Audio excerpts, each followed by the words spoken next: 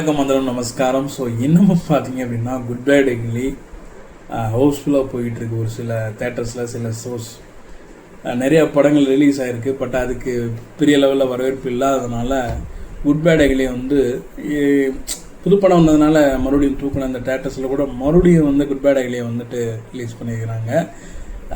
படம் பார்த்தீங்க அப்படின்னா எனக்கு தெரிஞ்சு ஒரு படம் 10 நாள் ஒன்றாவே 1000 கோடி 2000 கோடின்னு சொல்லிட்டு இருக்கிறானுங்க.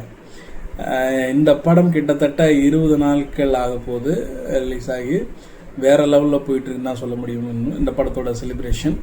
அதேமாதிரி பார்த்தீங்க அப்படின்னா மதுரை தலை அஜித் ரசிகர் சார்பாக பார்த்தீங்க அப்படின்னா மதுரையில் பயங்கரமான ஒரு செலிப்ரேஷன்லாம் நடந்துச்சு. அவர்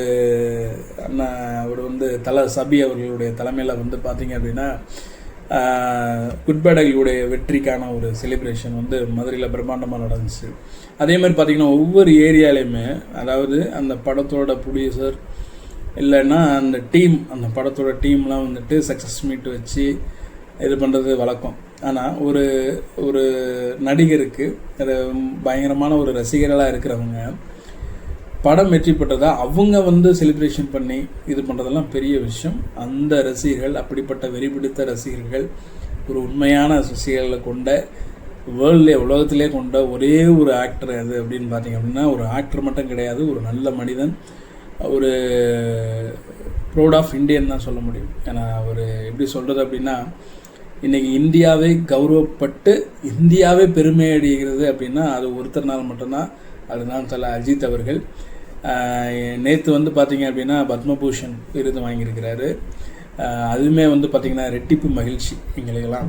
ஏன்னா ஒரு மனுஷன் எவ்வளோ தோல்விகளை சந்திக்க முடியுமோ சந்திச்சுட்டு, இன்னொன்று நிறைய மேஜர் ஆக்சிடென்ட்ஸ்லாம் சந்திச்சுட்டு வச்சுட்டு அவங்கெல்லாம் ரொம்ப மனசை தளர விடாமல் இந்த வராண்டா அப்படின்னு சொல்லிட்டு மறுபடியும் எழுந்து இன்றைக்கி அசைக்க முடியாத ஒரு இடத்துல இருக்கார் அப்படின்னா அது நம்முடைய தலை அஜித் அவர்கள் தான்.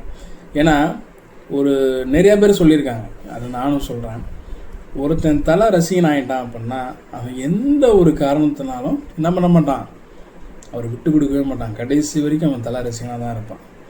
அப்படிப்பட்ட ஒரு பிடிவாதமான ஒரு நல்ல ரசிகர்களை கொண்டிருக்கிற மனுஷன்தான் அஜித் சார். ஸோ அடுத்த படம் அப்டேட்டுக்காண்டி வெயிட் பண்ணிகிட்டு இருக்கோம்.